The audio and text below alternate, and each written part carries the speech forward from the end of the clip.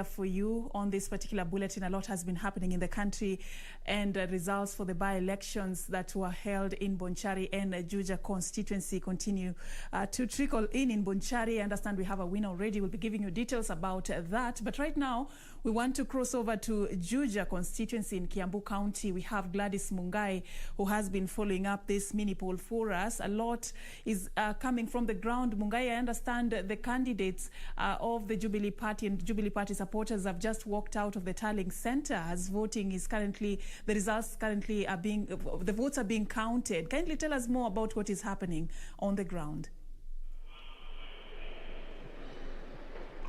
Good afternoon to you, Safin. Indeed, like you rightly put it, the candidate for the Jubilee Party, that is the late to the former Member of Parliament for this particular constituency, who was known as Francis Waititu, just walked out of the Tallying Center 2 hours ago, and her as well as her supporters are protesting that there's a lot of malpractices in that particular tallying process. And when they were protesting and also chanting slogans of no Susan, no Juja, they allege that there's a lot of vote rigging, and they want that particular process, that vote counting that was done from different polling centers repeated. That would mean that each ballot, repeating counting of each and every other ballot, contrary to what we have at the moment, where at the Tallying Center at Mangu High School, the presiding officers are still handing over Form 32B.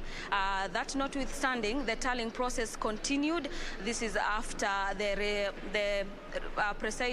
returning officer rather, as well as the chairman of IEBC, Wafula Chebukati, gave directive that indeed that particular process was going to continue. So far we are reporting about 84 out of 184 polling centers. You remember that this particular region with 5 wards has 38 polling centers with 184 polling stations, and so far we are about to do half of that. And from the ground is that the People's Empowerment Party candidate, better known as George Koimburi, is currently leading this particular by-election with over 4,000 votes. He's being followed closely by the Jubilee candidate, that is Susan Njeri, with almost 3,000 votes. She has 2,896 as we speak.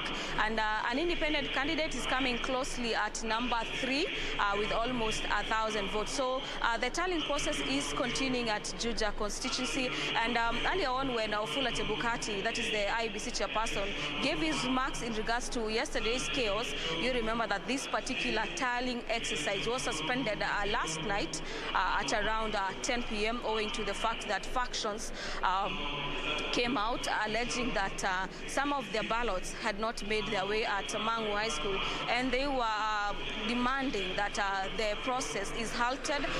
The tallying process, which began at around 7 p.m. yesterday, is halted, and given more time for their voter, for the ballot boxes, which they allege had most of their votes make their way to Mangu High School. So we're still following up on that particular tallying process.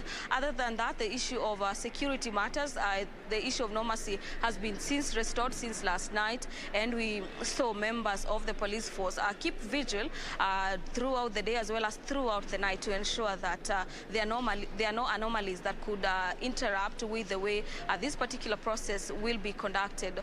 Also, just to mention is that Wafula Chebukati also said that the KIMS kit in regards to the way a person votes and the data in the KIMS kit must coincide for that particular vote to be counted.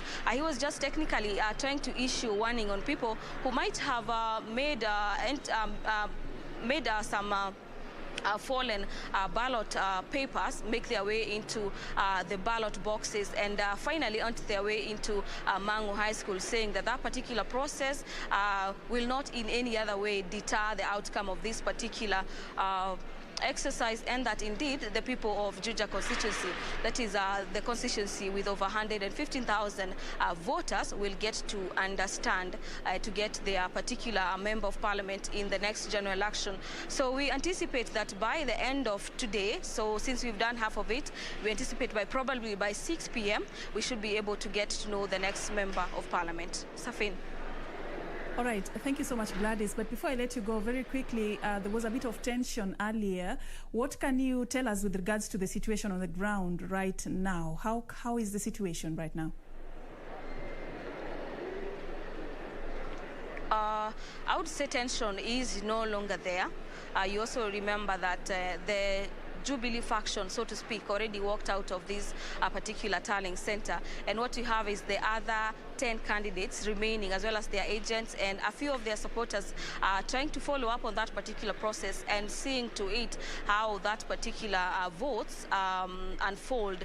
Do they get to add some more numbers, or the situation is going to remain the same, so to speak? So it's just a matter of wait and see. Everything is peaceful, everything is calm, and we've had cases of those persons who are alleged to have caused mayhem last night being interrogated, and according to the police commander on the ground is that action is being taken and those found culpable will be brought to book. So that is the latest Safin from this particular end. Everything is as planned, and it's all systems go, and let's see if by the end of today we get to know the MP for this particular constituency.